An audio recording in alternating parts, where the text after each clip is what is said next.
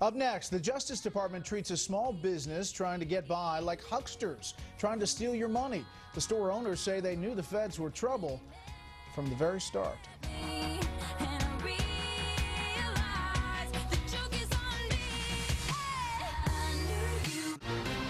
Critics say the government is playing morality police and harming legitimate businesses in the guise of protecting consumers.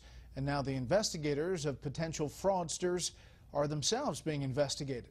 Correspondent Mike Tobin explains Operation Chokepoint. Mike Schutz owns the tiny Hawkins gun store in northern Wisconsin.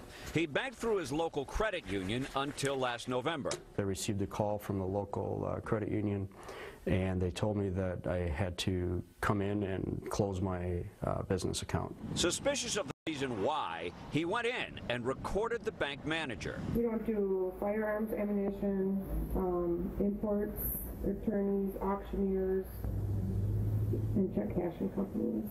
His business was placed on a high-risk list created by the Department of Justice program called Operation Chokepoint. The same list includes escort services, get-rich products, and Ponzi schemes.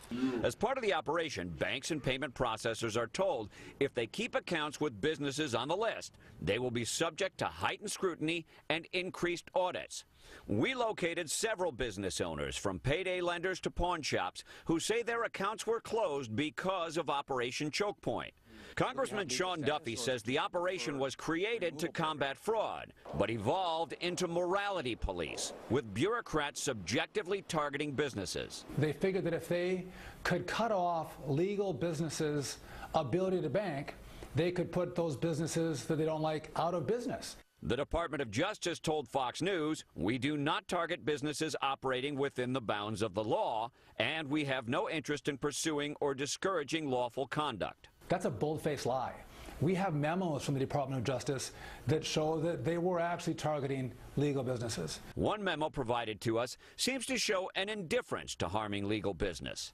Consumer Protection Branch Director Michael Bloom writes in reference to payday lenders, although we recognize the possibility that banks may have therefore decided to stop doing business with legitimate lenders, we do not believe that such decisions should alter our investigative plans.